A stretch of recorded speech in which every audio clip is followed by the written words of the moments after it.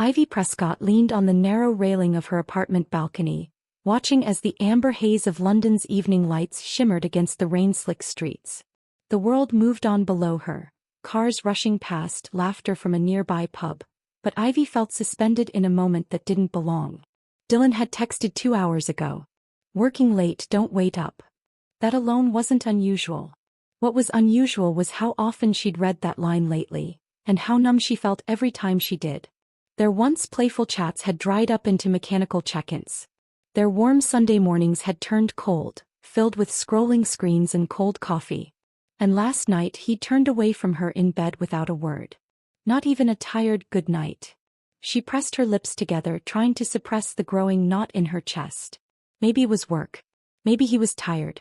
Maybe it wasn't. Ivy stepped back inside, brushing the damp from her arms. Their flat still held echoes of them. Photos on the fridge, their shared bookshelf, the oversized hoodie of his she still wore. But lately, it felt less like a home and more like a stage set for a story that had already ended. She sat on the edge of the couch and opened Instagram.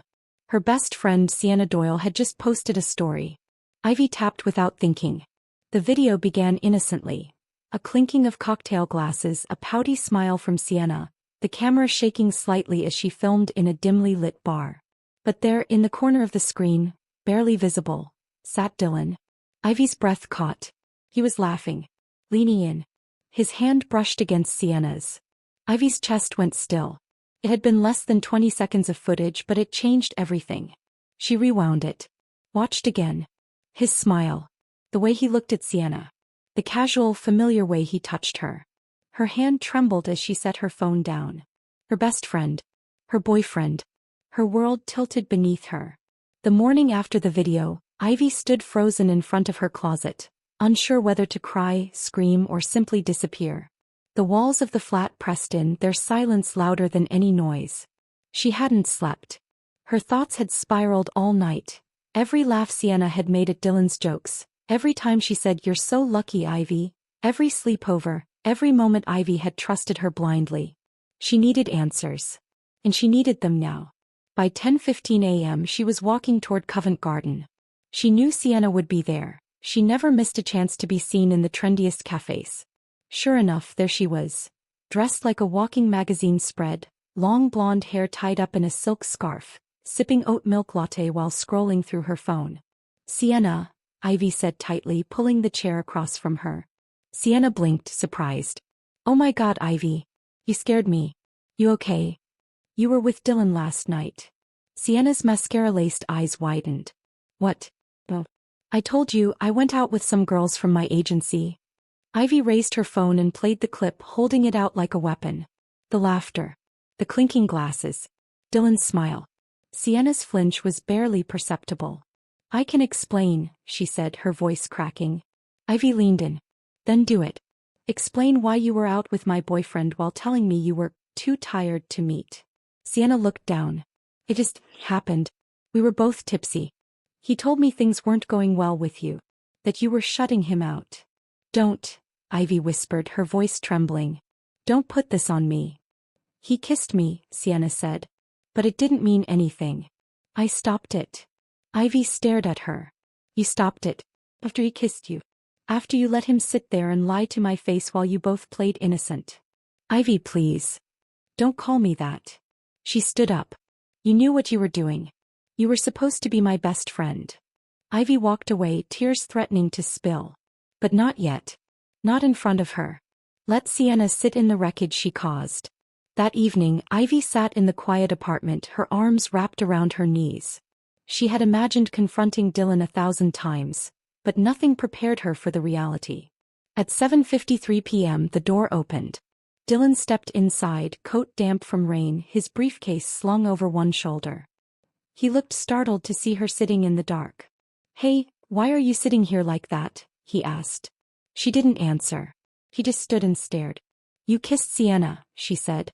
He stopped cold. "What?" "I saw the video. I spoke to her. You kissed her." Dylan scoffed. "Are you serious right now? That was nothing."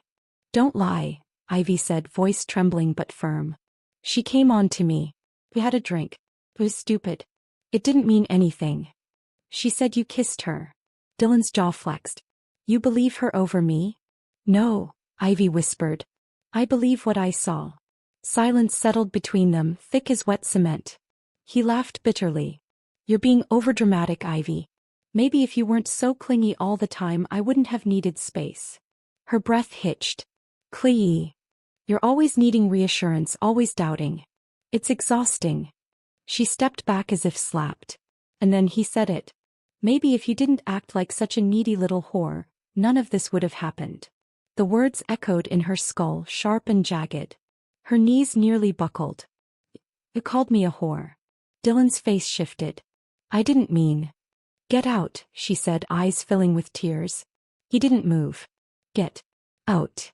This time he obeyed. After the door slammed, Ivy stood in the center of the apartment, paralyzed. She felt nothing and everything at once. She had been cheated on, lied to, humiliated, by the two people she trusted most. She moved like a ghost through the flat. The blanket on the couch still held Dylan's scent. The photo strip on the fridge mocked her. The sound of silence was unbearable. She sat in the kitchen, numb, her phone clutched in her hand. Then she did something she hadn't done in months. He called her brother. Jasper, she whispered when he answered. Ivy. His voice was instantly alert. What's wrong? She didn't know where to begin. So she just said, he cheated on me. With Sienna. A long pause. I'm coming. I'll be there before sunrise. Don't go anywhere. When Jasper Whitmore arrived the next morning, Ivy collapsed into his arms. Her sobs were raw, broken pieces of trust spilling out. She told him everything. Dylan's affair, Sienna's betrayal, the awful words, the numbness. Jasper didn't interrupt. When she finished, he looked her in the eyes. He's trash, he said softly. And you're going to rise from this stronger than ever. You're not alone. For the first time in days, Ivy felt like she could breathe. But deep inside she knew, this wasn't the end of the story. This was just the beginning of her becoming something more. The apartment felt like a crime scene. Ivy Prescott stood in the kitchen with a garbage bag in one hand, staring at the coffee mug Dylan always used. It was red, chipped on the handle, and for some reason its presence felt like a scream. She dropped it into the trash.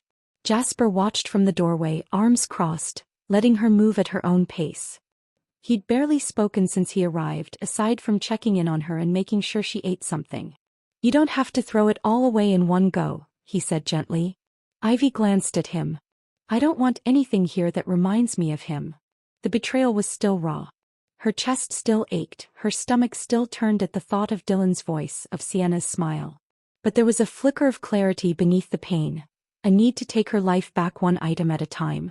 She walked into the bedroom and opened Dylan's drawer. His cologne. His socks. The stupid bracelet he always wore on weekends. All of it went into the bag. He called me a whore, Jasper, she said suddenly, her voice low. Jasper's jaw tensed. If I ever see him again. He didn't just cheat. He broke something in me. Jasper stepped forward and pulled her into a hug. Then we rebuilt it. Stronger this time. Together. Later that day, after they dropped the bags at the building's rubbish bins, Ivy sat in the living room, wrapped in a blanket, staring at the quiet world beyond the window. How do you even start over? She whispered. You do one brave thing, Jasper replied. Then another. And another. She nodded. That night she blocked Dylan's number. Then Sienna's. He turned off social media. It was a beginning. A few days later, Ivy sat on the bench at the neighborhood park, watching golden leaves dance in the wind. The world had moved on, but inside her, time still lagged behind. She hadn't told many people what happened, just Jasper and now Eleanor Finch. Eleanor was her neighbor from the third floor, a retired therapist who had a talent for saying things that made Ivy cry without shame.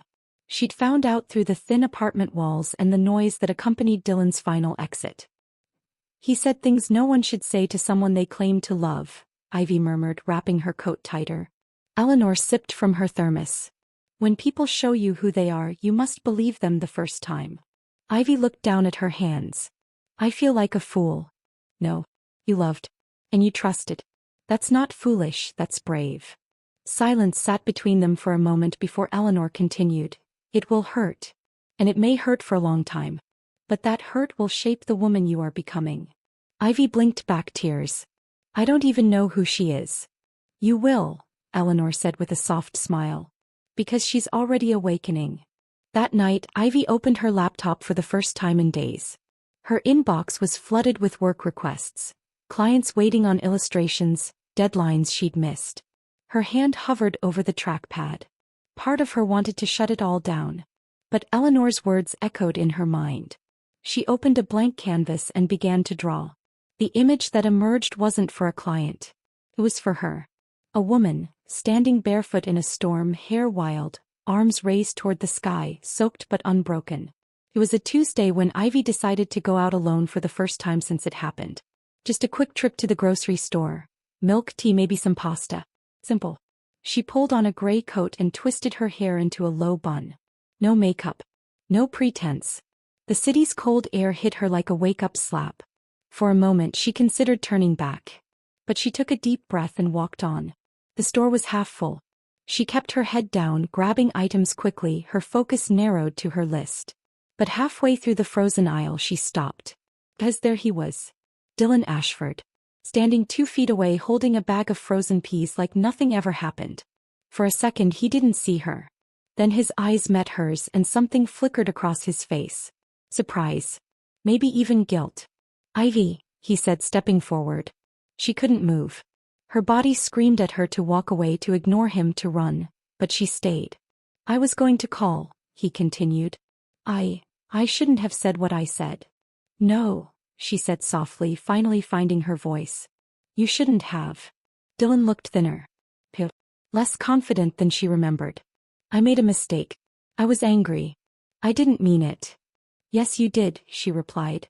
And that's what makes it worse. He opened his mouth, but she raised a hand. I don't care why you did it. I just care that you did. And you blamed me. Dylan looked like he wanted to argue. But something in her eyes, steel beneath the pain, made him stop. I hope you figure yourself out, she said. But I'm done being the girl who absorbs your damage. She walked away, her heart racing, hands shaking. But she didn't look back. Back home, Ivy dropped her groceries on the counter and leaned against the wall. Her chest heaved, not from sadness but from adrenaline. Seeing Dylan had torn open old wounds, but instead of bleeding she had stood tall. Jasper walked in from the spare room. You're shaking. I saw him, she said quietly. At the store. Jasper's eyes narrowed. Did he touch you? No, she said quickly. Just words. But I didn't let him control the conversation. I told him I was done. Jasper looked relieved. That's my girl. Later that evening, Ivy sat at her desk, staring at the drawing she'd made, the woman in the storm. She picked up her stylus and added something new, a soft glow in the woman's hands. Fire. She smiled faintly. From ashes, something powerful was taking shape. She emailed one of her clients, offering to take on a new children's book project. Then she put on her headphones and played her favorite song, one she hadn't listened to in months. The healing was slow. Some days would still hurt. But something inside her had shifted. She had survived the betrayal. Now she would begin again. It had been 2 weeks since Ivy saw Dylan in the store and she hadn't heard from him since. Life was slowly beginning to feel livable again. She woke up without the sting in her chest. She'd accepted a new illustration contract. He was sleeping better. Mostly. But then came the message. She was sketching in the living room when her phone buzzed. A notification from an unknown number. One sentence. You should know what Sienna's been saying about you. Her blood chilled. She didn't want to play these games. Didn't want to reopen wounds. But curiosity cracked her resolve. He typed back. Who is this? No response. Just another message a minute later. A screenshot. Sienna's Instagram DMs. A private message where she called Ivy a manipulative little parasite who used her trauma to turn Dylan against her. Ivy stared at the screen. Her hands trembled, not because she was surprised but because she had hoped deep down that Sienna had at least regretted what she did. But now it was clear. Sienna wasn't just careless. He was cruel. Ivy locked her phone and leaned back, staring at the ceiling. The betrayal had metastasized. She called Jasper. She's still lying about me, she whispered. I'll come over, he said immediately. But Ivy shook her head. No.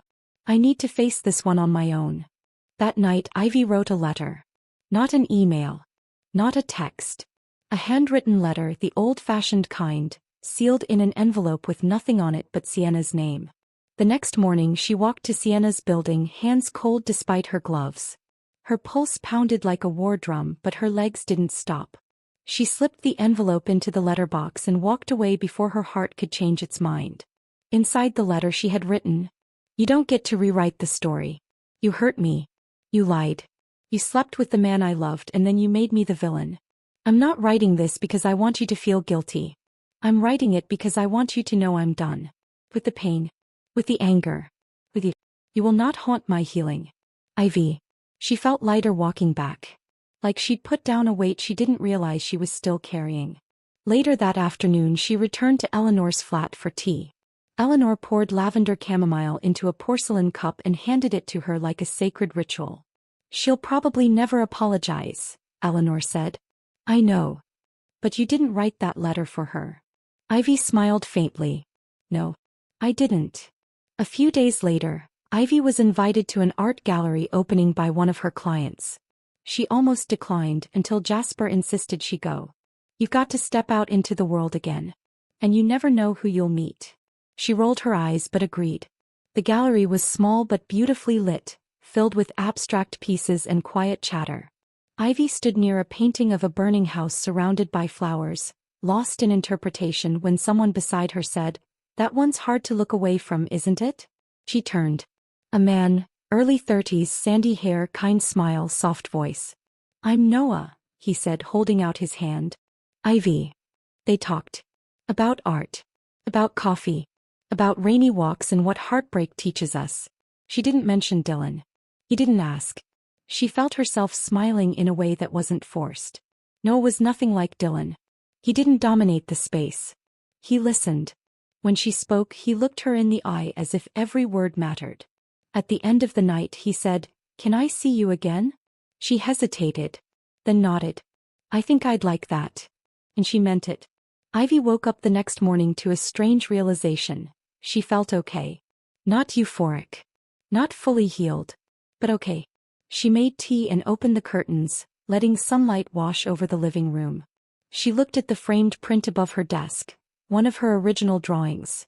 A woman standing barefoot in the storm, now with fire in her palms. It had become her symbol. Her quiet declaration, "I survived." She checked her phone and smiled at a message from Noah. "Good morning. Hope your day is full of beautiful things." Then she opened her email and sent an acceptance to a conference where she'd been invited to speak about illustrating emotional narratives in children's literature. A year ago she'd been too anxious to consider it. Now she wanted to share what she'd learned from the pain. From the wreckage. Around noon she heard a knock. It was Eleanor, with a box of scones and an envelope. "This came for you," Eleanor said, handing it over. It was a note. No name. No return address. Just 4 words in familiar handwriting. "I still love you." Ivy folded it neatly and dropped it in the recycling bin. That version of her story was over. And she was never going back. 3 weeks had passed since Ivy Prescott received that anonymous note, the one that claimed Dylan still loved her. 3 weeks of growth. Of healing. Of quiet moments stitched back together into something resembling peace. But peace is fragile. And old ghosts know exactly when to knock. It was a Thursday morning when her intercom buzzed. "Miss Prescott, there's a Mr. Dylan Ashford downstairs asking to see you." Ivy froze. "No," she said, heart pounding. "Tell him I'm not available. And he's not welcome here again." The doorman hesitated. "He's rather insistent." Ivy drew in a breath. "Then insist harder." She ended the call and backed away from the wall. Her pulse was racing like she'd been running. Jasper called minutes later. "I just heard he showed up," he said. "You okay?" "No," she whispered. "But I didn't let him in." Jasper exhaled. "Good. He doesn't deserve to be within 10 feet of you." Later that evening, as she curled on the couch with tea, Ivy stared out the window and realized something powerful.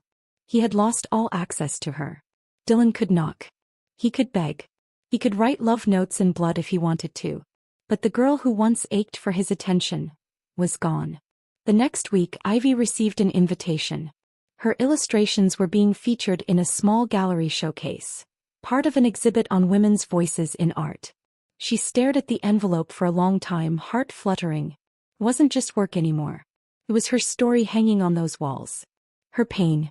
Her evolution. Her survival. She RSVP'd yes. And this time she didn't ask Jasper to come with her. She didn't need a safety net. She wore a black satin dress, simple and elegant. Hair in a low twist. No makeup but red lips. Walking into that gallery felt like walking into a room full of old versions of herself. Soft, scarred and rising. Her piece stood near the back.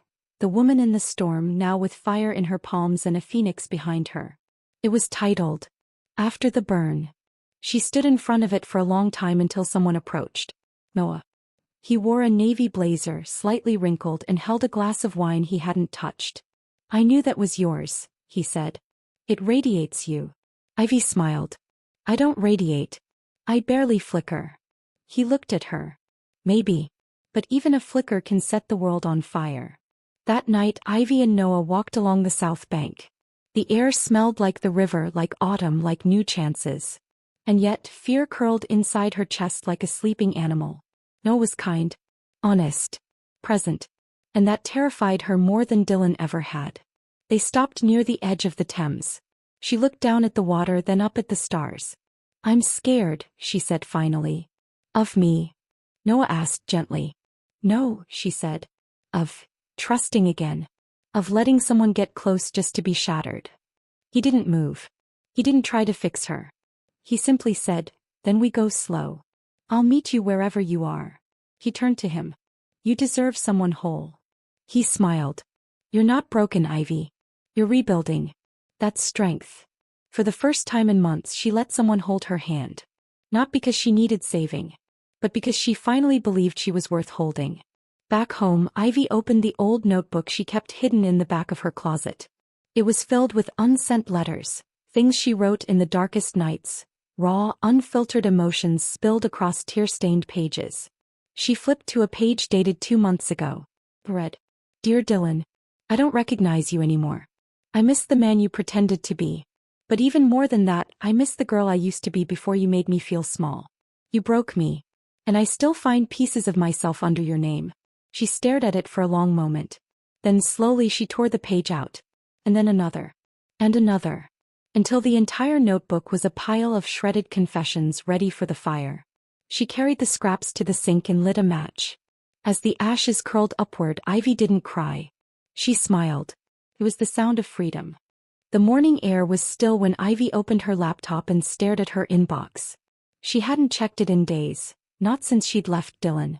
But now, as her tea steamed beside her and the city outside slowly stirred to life, something in her urged her to look. She scrolled through the clutter of unread messages until her eyes landed on one with the subject. I'm sorry, please read. From Dylan Ashford. Her hands trembled slightly as she clicked it open. Ivy. I know I don't deserve your attention after everything I've done. But I need you to know what really happened. Not to justify it, just to explain it. Sienna and I, it wasn't planned. It started the night you were in the hospital for your mom. He came over to check on me, we had too much wine and one thing led to another. I should have stopped it, but I didn't. I hated myself after. But instead of confessing, I doubled down on lies. I panicked. I blamed you because it was easier than facing my own shame. I called you that disgusting word because I didn't know how to deal with the guilt eating me alive. I'm sorry, Ivy. Truly. You deserve so much better. Dylan. She stared at the screen for a long time. The words sat there dry and hollow. There was no satisfaction in his apology, no release in reading it. Just an ache, familiar and deep. The old Ivy might have cried. He might have even replied. But the woman reading this now? She simply deleted it. That afternoon, Ivy sat on her balcony with a notebook in her lap. The sunlight danced through the leaves of the potted ivy beside her. The plant her mother had given her, still alive, still growing. She drew in a slow breath and began to write. Dear me, you've been through hell. You were betrayed by someone you loved, mocked by someone you trusted, and broken in ways no one ever saw. You thought you wouldn't survive, but you did. You are not weak because you cried. You are not foolish because you loved. You are not ruined because someone couldn't see your worth. You are strong because you stayed kind. You are powerful because you walked away. And you are just beginning. She closed the notebook and let the wind ruffle the pages. For the first time in months she felt something new rising in her chest. Not anger. Not grief. But peace. A month passed. Ivy's life slowly began to bloom in ways she hadn't imagined. She submitted her children's book draft, one she had nearly deleted during her breakdown, to a small publisher in London. The story was about a young fox who loses his way in the woods but finds a new path through kindness. The editor called her personally. "We love it," the woman had said. "It's raw, it's tender, and it feels real. We want to publish it if you're ready." Ivy had nearly dropped the phone. She had spent so long thinking she wasn't enough. Not talented enough, not smart enough, not lovable enough. And now someone saw her worth without conditions. Later that night Jasper texted, "Proud of you, sis. You're rewriting your own story." And Eleanor brought over a bottle of wine, grinning. "I told you, women like you don't stay down for long." They toasted on the balcony under the stars and Ivy laughed, really laughed, for the first time in what felt like years. 3 months later, Ivy found herself walking past the park where she and Dylan once spent lazy Sundays. She paused at the bench they always sat on. It was empty now, a relic of another time. She sat. Not because she missed him. Not because she wanted him back. But because she was ready to let it go. She reached into her bag and pulled out a small folded piece of paper. It was a copy of the letter she'd written to herself. A reminder of the woman she had become. She placed it under the bench where she hoped someone else, another heartbroken girl or lost soul, might one day find it. As she stood to leave, a light breeze rustled the leaves above her. And in that moment Ivy Prescott smiled. Not because life was perfect, but because she finally was free.